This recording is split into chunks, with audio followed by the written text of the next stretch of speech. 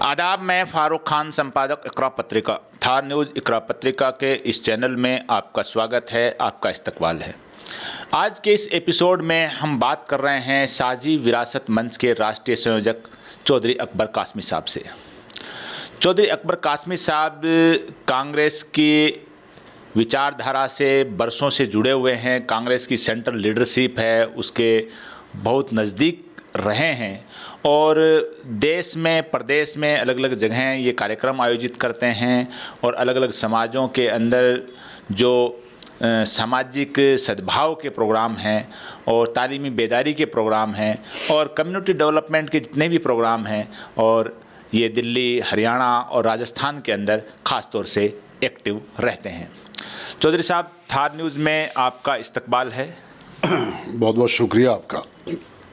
सबसे पहले आपसे ये सवाल कि आप जंग आज़ादी में जो मुसलमानों का किरदार रहा है, एक तारीख़ी और सुनहरा किरदार रहा है मुस्लिम कौम का, उसके ऊपर आप एक किताब लिख रहे हैं। तो सबसे पहले आप उस किताब के बारे में बताइए कि उसका उन्वान क्या है और वो कितनी तैयार हो गई और कब मार्केट में आएगी।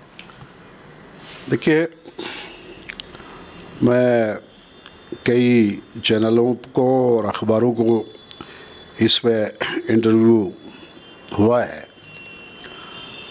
और ये बात मैंने हमेशा कही है कि भारत की आज़ादी में सभी समाजों की जो मुहत्तम बिशान कुर्बानियाँ हैं, उन सबको तस्लीम करते हुए, सबको मानते हुए, मुसलमानों की जो अजीम शहादतें हैं, कुर्बानियाँ हैं और उनका जो बलिदान है, वो बहुत ही वाज़ेह है और बहुत ही खुला हुआ है। इस सिलसिले में मैं चूँकि बहुत 14-15 साल की उम्र से इस मज़मून से जुड़ा हुआ हूँ। बहुत बार मुझे इस पे बोलने का मौका मिला, बहुत सी किताबें पढ़ने का मौका मिला, बहुत सी कार्यक्रमों में शिरकत का मौका मिला। इसकी रगों पे से, इसकी रग रग से मुझे कुदरत ने वाकिफ़ होने का मौका दिया और बहुत से मौके मुझे मिले। उन सब की बरकत से और अपने असातिज़ा की बरकत से, उलमा किराम की खिदमत की बरकत से मुझ पे ये बात बहुत खुले तौर पे मुझे ये समझ में आई कि भारत की आज़ादी में मुसलमानों का जो योगदान है उसके ऊपर किताब मंज़र आम पे लानी चाहिए। और अल्लाह की मेहरबानी से कई बरसों की तवील मेहनत के बाद, रात दिन की मेहनत के बाद इस मौजू पे मैं किताब लाया हूँ जिसका नाम है भारत की आज़ादी में मुसलमानों का योगदान। और 1499 से वास्को डिगामा 1499 में हिंदुस्तान आया था। उस टाइम एक अरबी मल्लाह की मदद से वो हिंदुस्तान पहुंचा था, क्योंकि समंदरों के सीना चाक करने की जो काबिलियत थी वो सिर्फ़ अरब कौमों को हासिल थी। अंग्रेज़ तो उस ज़माने के अंदर बहुत ही पसमानदा कौम थी, तो उनकी मदद से वो यहाँ आए। उसके बाद पुर्तगाली आए, डच आए और कई सारे अंग्रेज़ और लोग आए।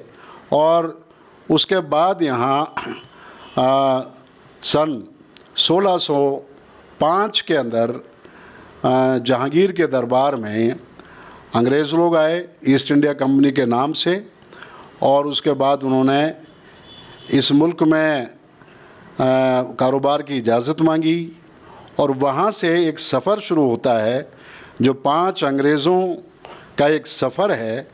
और उन 5 अंग्रेज़ों ने करीब 25 करोड़ हिंदुस्तानियों को अपना ग़ुलाम बनाया और लंबे अरसे तक ग़ुलाम रखा। इस मज़मून पे मैंने किताब लिखी है।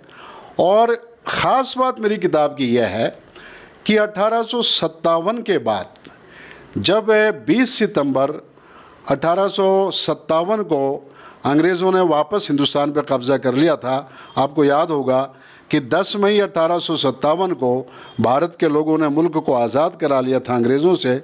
मेरठ से एक इनकलाब उठा था और उस इनकलाब की धूम इतनी ज़बरदस्त थी कि दिल्ली सल्तनत पे उन्होंने वापस बहादुर शाह जफ़र को बिठा दिया था, लेकिन 20 सितंबर 1857 को फिर से अंग्रेज़ों ने हिंदुस्तान को ग़ुलाम बनाया।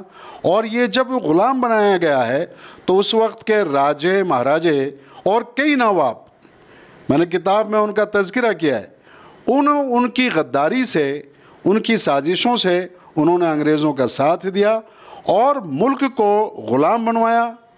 और इस ग़ुलामी के बाद फिर जो लोग आज़ादी के लिए लड़े हैं, ये करीब 63 सालों का एक वक्फ़ा है जिसमें सिवाय मुसलमान के इस मुल्क की आज़ादी के दूसरी कोई भी कौम उस वक्त मैदान में नहीं आई।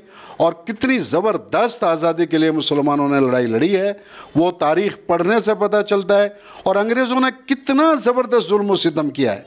63 साल तक जिस कदर जुल्म मुसलमानों पर अंग्रेज़ों ने किया है और जिस कदर मुसलमानों ने इस मुल्क की आज़ादी के लिए जो कुर्बानियाँ दी हैं, मैं समझता हूँ कि दुनिया के किसी मुल्क में किसी कौम ने अपने मुल्क की आज़ादी के लिए इतनी बड़ी कुर्बानियाँ नहीं दी जो इस मुल्क के मुसलमानों ने इस मुल्क की आज़ादी के लिए दी है। ये किताब में मैंने लिखा है और इसमें आपने सवाल पूछा है, मैं आपका शुक्रिया अदा करते हुए और आपके चैनल के लिए दराज़ी उम्र की दुआ करते हुए, अल्लाह ताला आपको, आप बहुत लोगों का इंटरव्यू करते हैं, कौम की खिदमत करते हैं, मैं आपके लिए दिल से मैं आपकी इज़्ज़त करता हूँ और दुआ करता हूँ कि अल्लाह ताला आपके इस चैनल को बहुत मज़ीद तरक्कियों से अता नवाजे।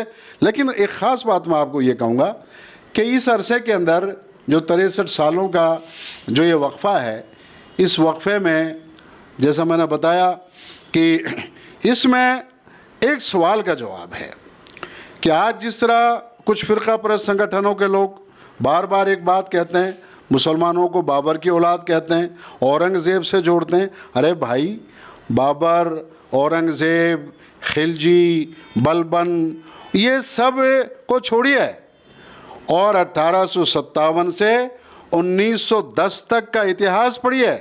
मैं आपको दावत देता हूँ, इस मुल्क के तमाम फ़िरका परस्त तंजीमों को, संगठनों को और सांप्रदायिक शक्तियों को मैं दावत देता हूँ कि मुसलमानों के 63 साल की तारीख़ को आप पढ़िए। आपको पता चलेगा कि आम मुसलमान ने, आम इंसान ने इस मुल्क के लिए कितनी बड़ी कुर्बानियाँ दी हैं। तो बाबर से जोड़ना, औरंगज़ेब से जोड़ना, यह आपकी छोटी सोच की निशानी है। एक कौम है मुसलमान और कौम और मिल्लत की हैसियत से मुल्क की आज़ादी के लिए जो कुर्बानियाँ दी हैं उसका कोई बेनज़ीर कारनामे हैं और ऐसी कोई मिसाल दूसरे मुल्कों में नहीं मिलती, इसलिए मैंने इस पर किताब लिखी। अच्छा, आपके हिसाब से कि मुस्लिम कौम की जो कुर्बानी है जंग आज़ादी से मुताल्लिक, उसको मुल्क के अंदर जो तारीख़ लिखने वालों ने, स्कूल और कॉलेज के अंदर सिलेबस चलाने वालों ने मुस्लिम कौम की उन कुर्बानियों को पूरी तरह से नज़रअंदाज किया है और उन कुर्बानियों को मिटाने की कोशिश की है? हाँ बेशक। मैं अभी इंडिया टीवी देख रहा था साल भर पहले, वो कहते थे कि ऐसा हुआ, ऐसा हुआ, ऐसा हुआ। मुझे बड़ी मुस्कुराहट आई, लेकिन ये नहीं कहा कि किसने ऐसा किया। और अब आरएसएस के लोग अपने बात तो कह नहीं सकते कि हमने ऐसा किया।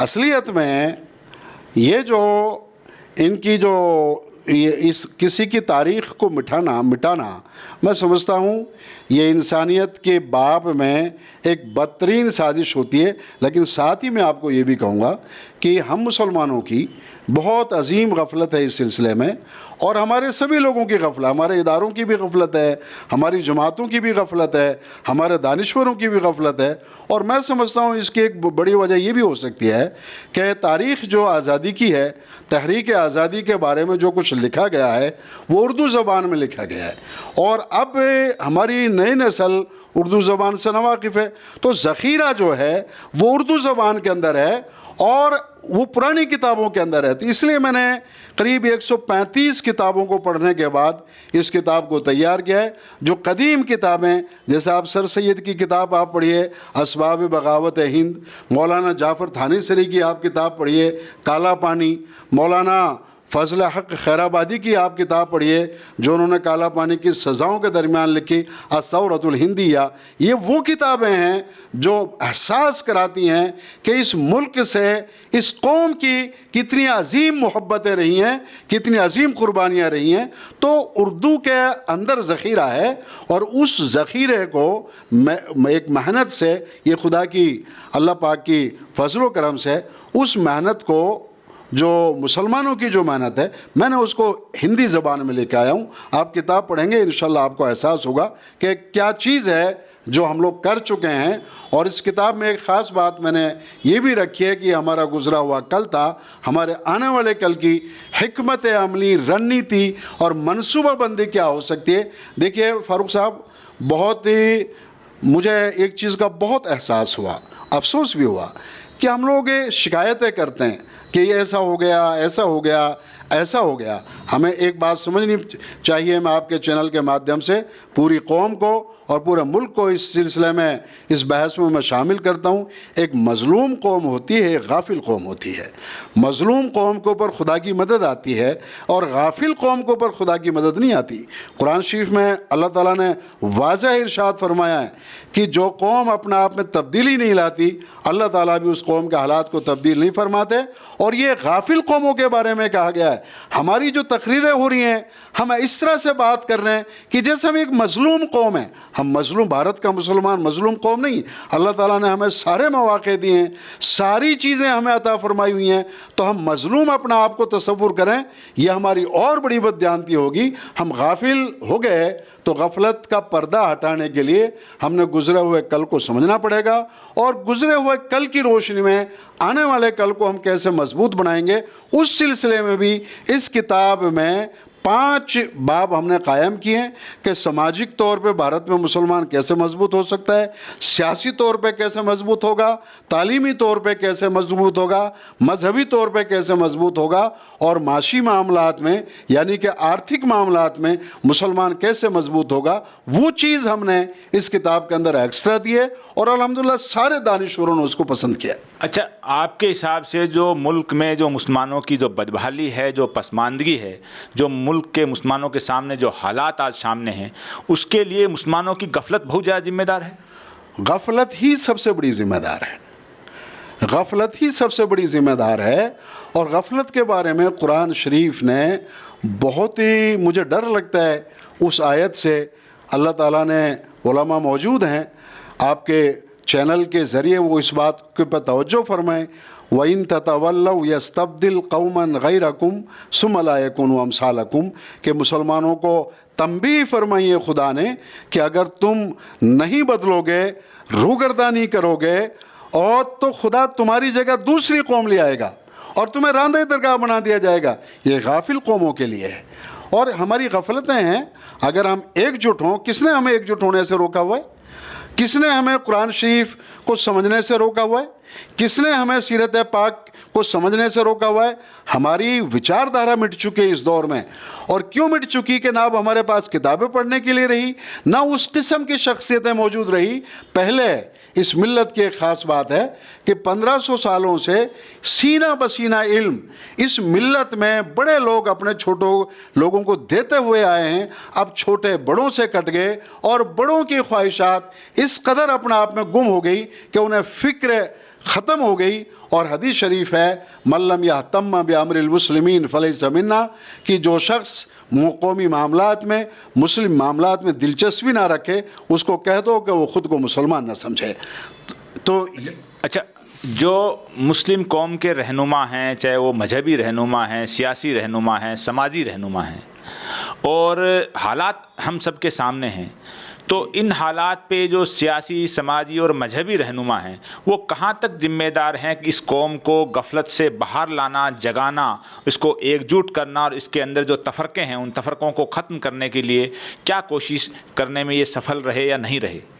देखिए, ये सवाल भी आपने अच्छा पूछा है और अल्लाह की मेहरबानी से मैं इन दोनों लाइनों से गुज़रा हुआ हूँ। इल्म दीन की जो लाइन है हिंदुस्तान में, उसमें बरसों उस लाइन के तजर्बे अल्लाह ताला ने मुझे अता फरमाए।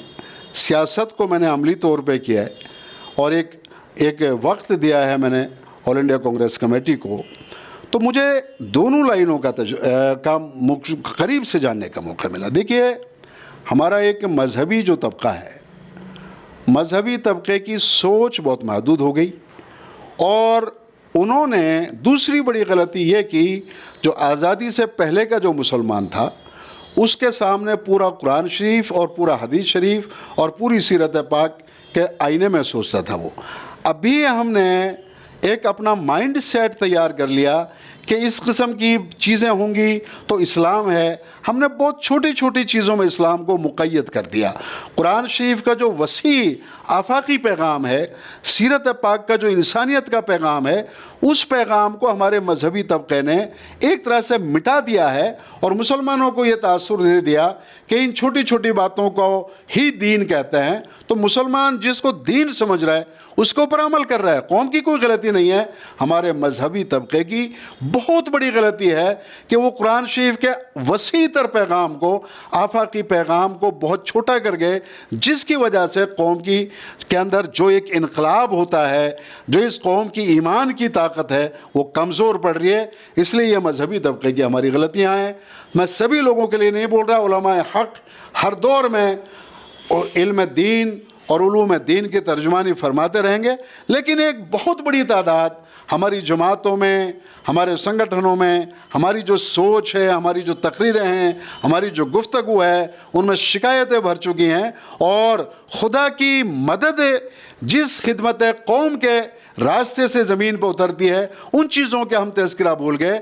और रही हमारे सियासतदान लोगों की बात, तो मैं बहुत अच्छे से ऑल इंडिया कांग्रेस कमेटी के मामलात को मैंने समझा है। मरहूम अहमद पटेल साहब के साथ पूरी मिल्लत की जो सियासतदान तबका है, इनसे मुझे करीब होने का, बातचीत करने का मौका मिला है। इनकी विचारों की सोच है, कहते हैं कि एक जेब का गरीब होता है और एक सोच का गरीब होता है। हमारे अधिकतर लोग जो सियासत में आए हुए हैं, ये सोच के करीब लोग हैं, मुफलिस लोग हैं, नदार लोग हैं। इनको सिर्फ एक टिकट है, एक जीत है, एक प्राउड है, एक घमंड है, एक बेजा सोच है। उस तरह की चीज़ों में ये लोग जकड़े हुए हैं। इन्हें पता ही नहीं है कि मिल्लत को की क़यादत क्या होती है, उर्दू ज़बान से नावाकिफ़ हैं, तालीम दीन से नावाकिफ़ हैं, सीरत पाक के पैगाम से नावाकिफ़ हैं। एक मरतबा मैंने तामीर मिल्लत कॉन्फ्रेंस की, तो एक को गेस्ट करके बुलाया, तो बंदा ये पूछ रहा है कि तामीर मिल्लत का मतलब क्या होता है।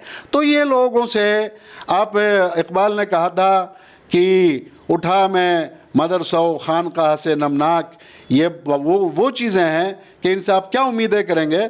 तो युवा पीढ़ी को, नई नस्ल को मुसलमानों ने तैयार करने की ज़रूरत है और ये दोनों तबके इस वक्त बहुत कमज़ोर पड़ चुके हैं, जिसका नुकसान पूरी कौम को उठाना पड़ रहा है। अच्छा, आप कांग्रेस में रहे हैं, कांग्रेस की सेंट्रल लीडरशिप को बड़ी बारीकी से, नज़दीकी से आपने देखा है और जो मौजूदा कांग्रेस है उसने पिछले 8-10 साल से अपना एक दायरा बना लिया है कि वो ख़ास तौर से अपने आप को सॉफ्ट हिंदुत्व के नज़दीक ला करके, और ख़ास तौर से मुस्लिम कौम से कांग्रेस की लीडरशिप दूर होती जा रही है।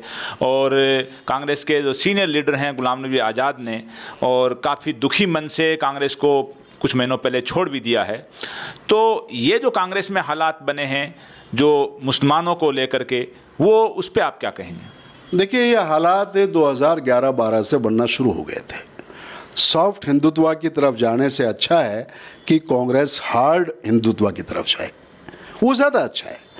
और कांग्रेस शब्द के साथ सॉफ्ट या हार्ड हिंदुत्व की बात जोड़ना या पक्षपात की बात जोड़ना, ये कांग्रेस की तौहीन और कांग्रेस की बेइज्जती है।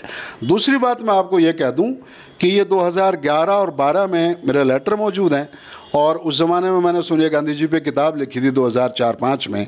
राहुल गांधी जी ने मेरी किताब को पढ़ा और कई बार मुझे उस चीज़ का उन्होंने एक तरह से तारीफ़ की या मुबारकबाद दी कि कई बार मुझे कहा कि मैंने आपकी किताब पढ़ के तकरीर की है। ये बातें उस ज़माने में बहुत चली हैं। बात इसमें क्या है कि कांग्रेस पार्टी एक तो 36 बिरादरी की विरासत है, राहुल गांधी की विरासत नहीं है। इस कांग्रेस पार्टी में सन 47 के पहले 8 मुसलमान इसके अध्यक्ष बने, और इस कांग्रेस पार्टी को अरबों खरबों की धन दौलत और ज़मीन जायदादें मुसलमानों ने कुर्बान किए हैं इस पार्टी के लिए।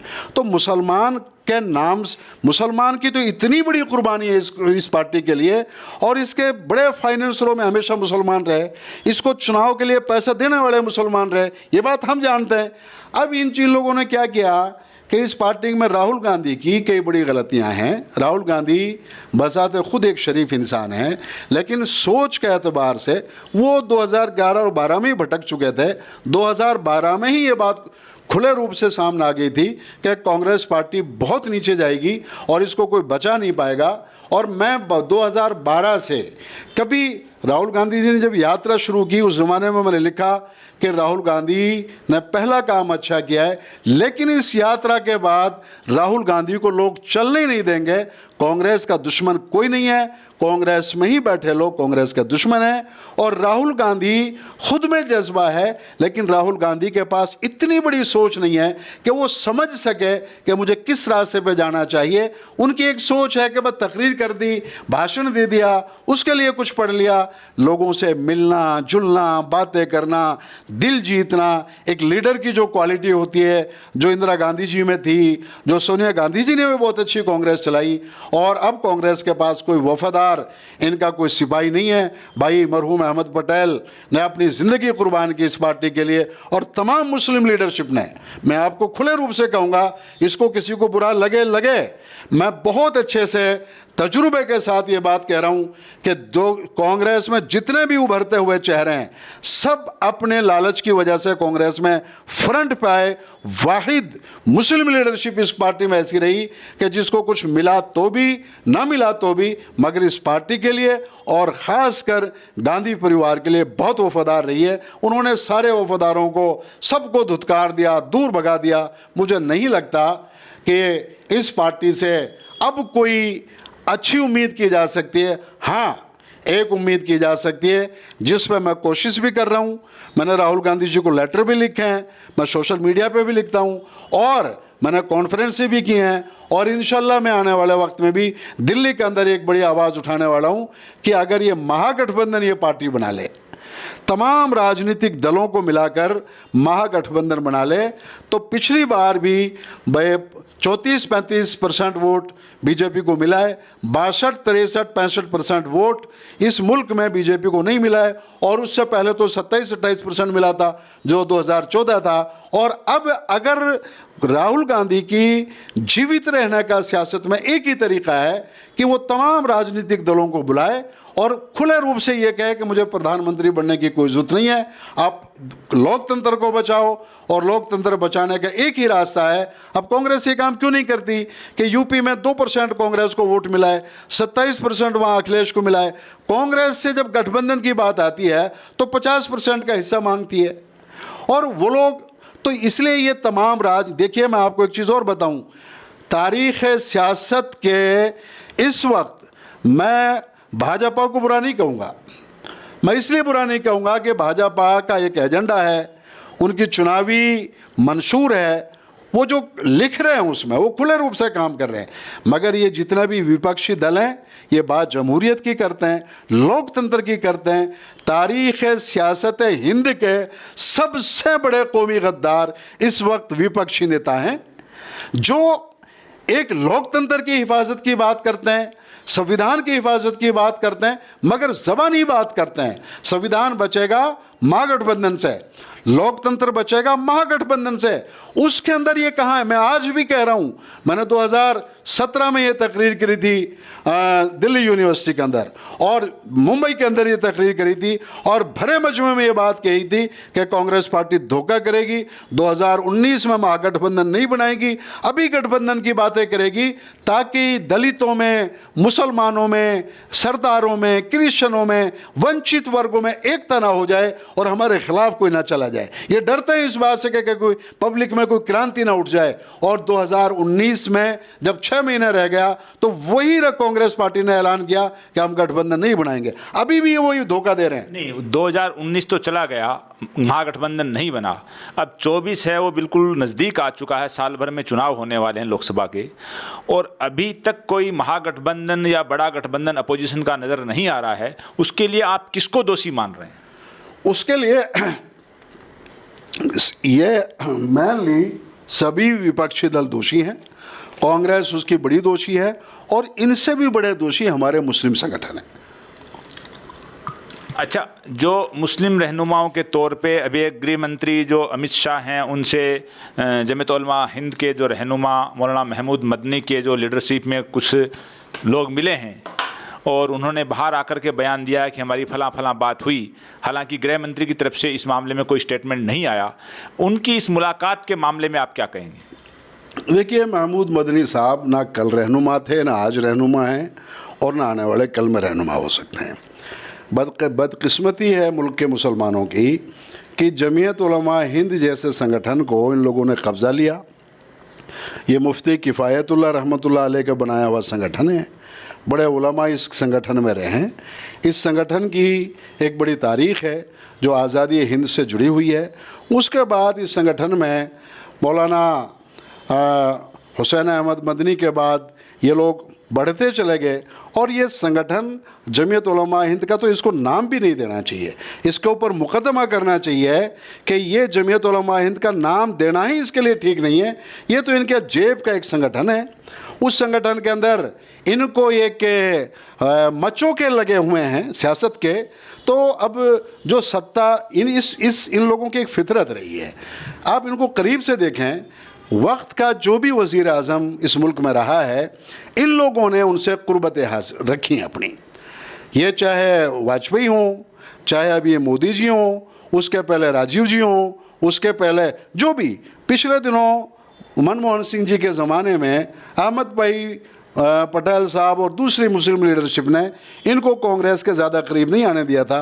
उस दिन से ये जगह तो इनका ना कोई ज़मीर है, ना इनकी कोई सोच है। लोग धोखे में हैं। और अगर आप कुर्ता पैजामा पहने हुए हर शख्स को आलिम दीन समझ लेंगे तो ये कौम की गलती है, इसमें उलमा की कोई गलती नहीं है। और इनके साथ जो लोग जुड़े हुए हैं, कुछ तो अज्ञानता में जुड़े हुए हैं, कुछ मालूम नहीं है, और कुछ लोग हैं कि उस बारे में मैं नहीं बोलना चाहूँगा वो क्यों जुड़े हुए हैं। ये सर्टिफिकेट बनाते हैं चंदे का, इसका उसका। इन लोगों का एक इन्होंने का एम्पायर खड़ा हुआ है जो कि 100 साल पुराना संगठन है। तो लोग समझते किसी चीज़ की असलियत को समझते हैं। तो महमूद मदनी साहब का तो काम है ये, कभी वो अमित शाह जी को मिलेंगे, कभी मोदी जी को मिलेंगे, कल को कोई और हो जाएगा तो उसको मिलेंगे, और झूठ बोलते हैं, बात को घुमाते हैं। सीधे बात कहने में इनसे तो वो लोग अच्छे हैं जो छोटी मोटी पार्टियों में सीधी दलाली करते हैं और सीधी बात करते हैं। वो कौम को गुमराह तो नहीं करते। इस मुलाकात में मुस्लिम कौम की फलाह बहबूदी का कोई मामला नहीं है। ये खुद एक व्यक्तिगत मुलाकात। फलाह बहबूद का मामला, ये होम मिनिस्ट्री जो होती है, ये इतने ताकतवर सिस्टम होता है, ये सब समझते हैं कि आने वाला किस टाइप का बंदा है। महमूद मदनी से क्या फलाह बहबूद की बातें होंगी? मैं यकीन के साथ कह सकता हूँ कि उस इंसान ने एक भी बात तो कौम की फलाह बहबूद की नहीं होगी। वो तो चाय पी होगी, होम मिनिस्टर से और बातें की होंगी, दर पर्दा कोई और फाइल पेश की होगी। काम है इन लोगों का। अच्छा, राजस्थान में अभी विधानसभा चुनाव आ रहे हैं 7-8 महीने बाद। कांग्रेस की सरकार है, और कांग्रेस की सरकार ने, जो अशोक गहलोत की सरकार है, इसने मुसलमानों के मामलों में इतनी कोई दिलचस्पी नहीं दिखाई है। चाहे यहाँ सरकारी जो माइनॉरिटी हॉस्टल बनने का जयपुर में मामला हो, या ताज़ा जो घाटमिका के अंदर 2 नौजवानों का जो दर्दनाक कत्ल हुआ, जला के उनको मार दिया गया। तो राजस्थान के चुनाव से मुताल्लिक और घाटमिका से मुताल्लिक आप क्या कहेंगे? देखिए, ये पूरी कौम के सामने एक बड़ा सवाल है। घाटमिका के बारे में तो अशोक गहलोत जी ने जो किया अच्छा नहीं किया, और अशोक गहलोत जी के बारे में बहुत कम लोग ये समझते हैं। इनकी सोच बहुत ज़्यादा बदल चुकी है। बहुत लोग इनको बहुत दूर से जानते हैं, हम लोग काफ़ी करीब से इनको जानने का मौका मिला है। मरहूम अहमद पटेल साहब के ज़माने में ये बातें थी, अब वो राज की बातें हैं, सब बातें खोलने का कोई फ़ायदा नहीं है। मगर मैं कौम के हमदर्दों से, जो सही माने में मिल्लत इस्लामिया के लिए दर्द रखते हैं, नबी पाक सल्लल्लाहु अलैहि वसल्लम की उम्मत से मोहब्बत करते हैं, उनको चाहिए कि सियासी तौर पे जब तक मुसलमान मजबूत नहीं होंगे, ये कांग्रेस पार्टी और ख़ास करके अब राजस्थान की बात आएगी तो तीसरी ताकत अगर कोई जन्म ले सकती है, या इस तरह हो सकता है कि हर जगह पे इस तरह के उम्मीदवारों को जिताया जाए। कांग्रेस पार्टी की अगर आप सरकार बना भी लोगे तो और बदतर हालात में आपको ये पार्टी ले जाके खड़ा कर देगी। मैं अभी भी पार्टी का कार्यकर्ता हूँ और पार्टी से की विचारधारा से मुझे कोई नोटिस कभी दिया नहीं, लेकिन जो हक बात है मैं खुल के बोलता हूँ। 2018 में जब इन लोगों ने महागठबंधन नहीं बनाया और अभी भी ये पार्टी महागठबंधन नहीं बनाएगी, इसलिए अब तो होना यह चाहिए कि मुसलमान जब तक के इस पार्टी का बाइकाट नहीं करें और कोई नया कोई सिस्टम खड़ा तब तक इस मुल्क में नहीं खड़ा होगा, क्योंकि दूसरे सिस्टम को मुसलमान वोट डालता नहीं है। नहीं, मुसलमान कांग्रेस का बाइकाट करे, बाइकाट करके सियासी तौर पे कहाँ खड़ा हो, किसकी शरण में खड़ा? मुसलमान को इस वक्त कांग्रेस का बाइकाट इसलिए करना चाहिए कि अगर कांग्रेस महागठबंधन नहीं बनाने में कांग्रेस की भूमिका है और महागठबंधन नहीं बनाने से मिल्लत इस्लामिया के वजूद का सवाल है, मुसलमानों के वजूद का सवाल है और मुल्की तौर पे संविधान के वजूद का सवाल है, लोकतंत्र के वजूद का सवाल है, तो मुसलमानों के हाथ में है विपक्षी दल। आज भी मुसलमान अगर इन विपक्षी दलों को वोट डालना बंद कर दे, इनकी सबकी दुकानें बंद हो जाएंगी। इसलिए मुसलमान को मुल्की तौर पे, मैं किसी एक सूबे की बात नहीं कर रहा हूँ, मुल्क के तमाम मुसलमानों को मुल्की तौर पे इकट्ठा होना चाहिए और इस बात का ऐलान करना चाहिए कि जब तुम गठबंधन नहीं बना सकते तो तुम्हारे अलग अलग बैनरों पे वोट डालकर हम तो जब भी डूब रहे हैं, तो कम से कम हम तो डूबे हैं तो सनम तुम्हें भी देखेंगे, तुम्हें भी, तो इनको आंख हो जाएगी और ये एक महीने के अंदर ये तमाम विपक्षी दल गठबंधन बनाने पे मजबूर हो जाएंगे। मगर इतनी बड़ी आवाज़ मुसलमानों में उठाए कौन? ये जितने भी मुस्लिम जमातें हैं ये अपने मफाद की खातिर सो रही हैं, कौम बर्बाद हो रही है, तमाम विचारधारा मिट रही है। मुसलमान की कई सौ साल की हिस्ट्री इस वक्त फना के रास्ते पे खड़ी हुई है, मगर हमारे ये तमाम लोग सोए हुए हैं और इनको जगाने के लिए इस वक्त आम आदमी अगर मेरी बात को समझ ले, महागठबंधन की आवाज़ उठनी चाहिए और अगर ये महागठबंधन ना बनाए तो इनका बाइकाट होना चाहिए। इंशाल्लाह तीसरा रास्ता अपना आप निकल जाएगा। नहीं, ये जो कांग्रेस है, सपा है, बसपा है, टीएमसी है, नीतीश कुमार की पार्टी है, साउथ की पार्टियां हैं, आम आदमी पार्टी है, ये तमाम तर लोग अगर एक प्लेटफॉर्म पे आकर के 2024 का चुनाव लड़ने के लिए मैदान में नहीं उतरते हैं तो मुस्लिम कौम को इन पार्टियों का पूरी तरह से बाइकाट कर देना चाहिए। बाइकाट अभी करने से फायदा है, अगर ऐन वक्त पे बाइकाट करेंगे तो वोट कहाँ डालेंगे? अभी बाइकाट करने का फ़ायदा है। इनको एक दिल्ली में कॉन्फ्रेंस होनी चाहिए जिसमें सभी, ये बहुत आसान काम भी है, सभी सूबों के 100 50 जिम्मेदार जमा होने चाहिए, हर समाज का अध्यक्ष जमा होना चाहिए। आप ये ले लीजिए कि मुसलमानों में जितने भी समाज हैं, सभी समाजों के 10 20 जिम्मेदार लोग 2 दिन 3 दिन की कॉन्फ्रेंस होनी चाहिए और इनको चिट्ठी लिख देनी चाहिए कि अगर आप महागठबंधन नहीं बनाओगे तो मुसलमान आपको वोट नहीं डालेगा।